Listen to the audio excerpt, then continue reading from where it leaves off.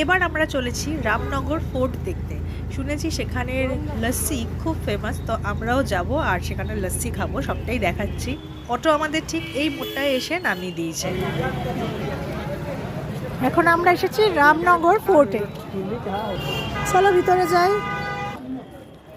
এই যে হচ্ছে পুরো ভিতরটা। এটা মুঘল শৈলীতে নির্মিত। এখানে খোদাই করা বারান্দার খোলা আঙিনা, পুরো ভীষণ ভালো কারুকার্য করা চারদিকটা। এই দুর্গের ভিতরে প্রাচীন অস্ত্র শস্ত্র, পুরনো গাড়ি, সমস্ত কিছু রয়েছে। তিনজনে মিলে করলে হবেই হবে। এই তো বাহ।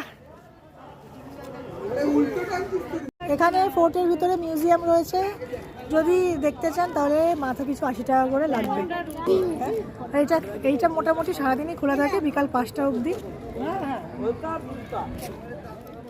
তারপর ঠিক যেই জায়গাটায় আমরা অটো থেকে নেমেছিলাম দেখালাম, সেখানে দাঁড়িয়ে দেখতে পাবে ডান দিকে একটা রাস্তা ঢুকে গেছে। সেখানে সেই রাস্তা ধরে এসে আমরা পেয়েছিলাম দ্বারিকা লস্যি ভান্ডার। তো এই লস্যি ভান্ডারটার কথা আমরা আগে দিয়েই শুনেই এসেছিলাম, যেখানে খুব ভালো লস্যি হয়।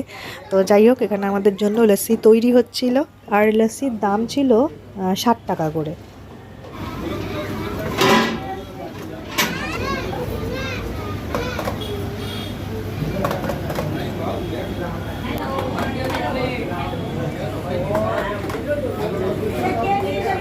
আমাকে দিয়ে দিয়েছিল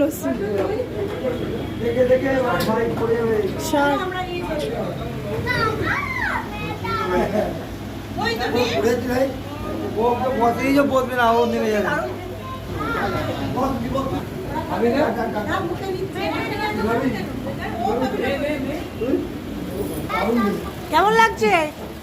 কেমন লাগছে? দারুণ। কেমন লাগছে বল লস্যি? দারুণ, কোনো কথা হবে না। কেমন বলো লস্যি? এবার আমরা রওনা দিয়েছি সারনাথের উদ্দেশ্যে। এটা একটা ভীষণ পপুলার জায়গা বেনারসের, সবাই জানে।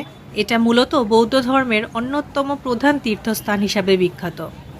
এইখানেই গৌতম বুদ্ধ জ্ঞান অর্জনের পর তার প্রথম ধর্মোপদেশ দিয়েছিলেন। এই সারনাথ হচ্ছে বৌদ্ধ ধর্মের 4টি প্রধান তীর্থস্থানের অন্যতম।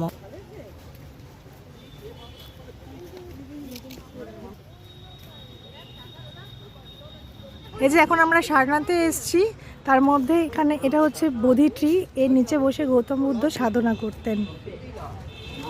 চারপাশের পরিবেশটা একবার দেখুন, কি অসাধারণ লাগছে, সত্যি খুব সুন্দর লাগছিল। আর আমরা এই বেনারসের সাইটসিংয়ের প্রায় শেষে এসে পৌঁছেছি। আর একটা জায়গা শুধু শেয়ার করা বাকি, সেটা হচ্ছে ডম্বঘাট। সেটা আমি শেয়ার করব পরের ভিডিওয়ে, মানে পরের পার্টে। তাহলেই আমার সাইটসিংয়ের সবকটা পার্ট শেয়ার করা কমপ্লিট হয়ে যাবে।